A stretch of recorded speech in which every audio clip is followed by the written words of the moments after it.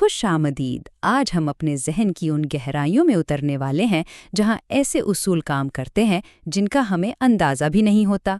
کبھی سوچا ہے کہ ہمارا اپنا دماغ خوشی اور غم کے بارے میں کتنے غلط اندازے لگا سکتا ہے؟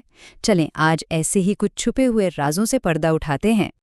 یہ سوال سننے میں شاید تھوڑا عجیب لگے، لیکن کیا ایسا ہو سکتا ہے کہ ہمارا اپنا دماغ ہم سے کچھ باتیں چھپاتا ہو؟ اصل میں نفسیات کی دنیا میں لاشعور کی طاقت اکثر شعور سے کہیں زیادہ ہوتی ہے۔ آج اسی کی کچھ مثالیں دیکھیں گے۔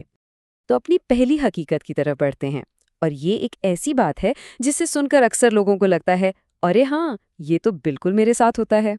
ہمارا پہلا موضوع ہے اوور تھنکنگ، یعنی زیادہ سوچنا۔ یہ ایک ایسی کیفیت ہے جس سے ہم سب کبھی نہ کبھی گزرتے ہیں، لیکن کچھ لوگوں کے لیے یہ زندگی کا ایک مستقل حصہ بن جاتی ہے۔ یہاں ایک بڑا دلچسپ سوال اٹھتا ہے، ایسا کیوں ہوتا ہے کہ جو لوگ ذہین سمجھے جاتے ہیں وہ اکثر اپنی ہی سوچوں کے جال میں پھنس کر رہ جاتے ہیں، ایک ہی بات کو بار بار سوچتے رہتے ہیں؟ اور اس کا جواب حیران کن طور پر بہت سیدھا ہے۔ ریسرچ یہ بتاتی ہے کہ ذہین لوگوں کا دماغ قدرتی طور پر زیادہ ایکٹیو ہوتا ہے۔ وہ کسی بھی مسئلے کے ہر پہلو کا بہت گہرائی سے جائزہ لیتے ہیں، ہر ممکنہ نتیجے کے بارے میں سوچتے ہیں، اور بس اسی چکر میں وہ کبھی کبھی کوئی فیصلہ ہی نہیں کر پاتے۔ اچھا، تو جس طرح ہم زیادہ سوچتے ہیں اسی طرح ہمارا دماغ حقیقت کو بھی کئی طریقوں سے توڑ مروڑ سکتا ہے۔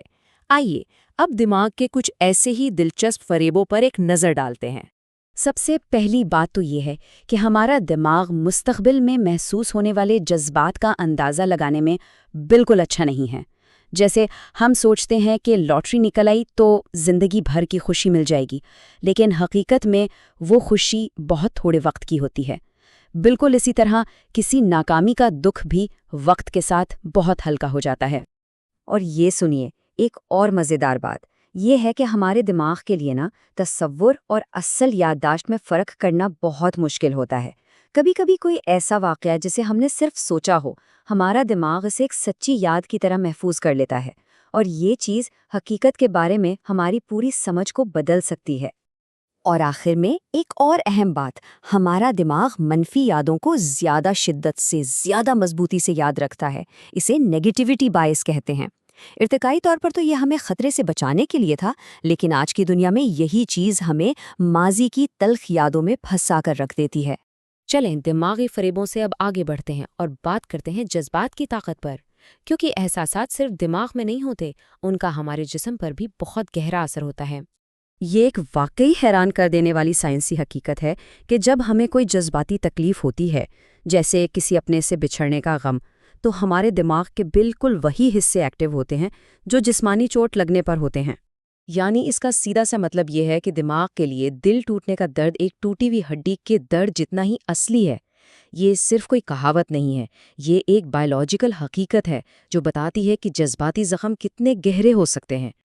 اور شاید جذبات کی اسی طاقت کی وجہ سے خاموشی کبھی کبھی بہت بھاری لگتی ہے۔ جب باہر کا سارا شور ختم ہو جاتا تو پھر ہمیں اپنے اندر کے احساسات کا سامنا کرنا پڑتا ہے، اور اکثر خاموشی میں ہی وہ سچائیاں سامنے آ کر کھڑی ہو جاتی ہیں جن سے ہم بھاگ رہے ہوتے ہیں۔ چلیں اب اپنے آخری حصے میں دیکھتے ہیں کہ ہماری اندرونی دنیا ہمارے سماجی تعلقات پر کیسے اثر ڈالتی ہے، کیونکہ ہمارا دماغ صرف ہمارے اندر کام نہیں کرتا، یہ ہمارے آس پاس کی دنیا سے ہمارے رشتے کو بھی شکل دیتا ہے۔ پہلے بات کرتے ہیں بے چینی یعنی اینگزائٹی کی۔ یہ کوئی اتفاقی احساس نہیں ہے۔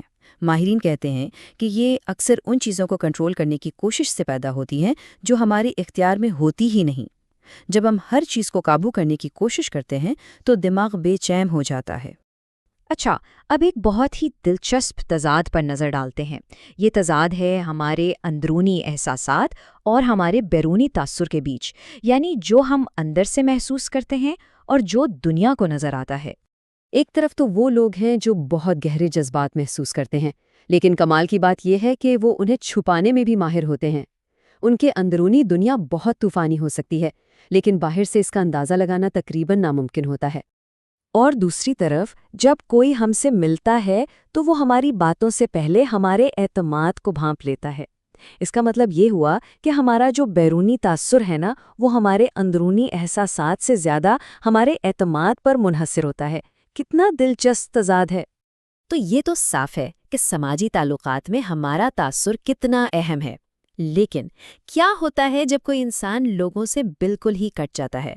تنہائی ہمارے دماغ پر آخر کیا اثر ڈالتی ہے؟ اور یہ ہمارا آخری اور شاید سب سے ضروری نقطہ ہے۔ لمبے عرصے تک تنہا رہنا صرف اداسی نہیں لاتا، بلکہ یہ ہمارے دماغ کی ساخت اور اس کے کام کرنے کا طریقہ تک بدل دیتا ہے۔ سماجی تعلقات ہمارے دماغ کی صحت کے لیے ایک بنیادی ضرورت ہیں۔ تو ان تمام حقائق کو جاننے کے بعد ایک سوال سوچنے کے لیے ہے۔ آج اس گفتگو سے اپنے ہی ذہن کے بارے میں ایسی کون سی ایک نئی سچائی سامنے آئی جس پر پہلے کبھی غور نہیں کیا تھا؟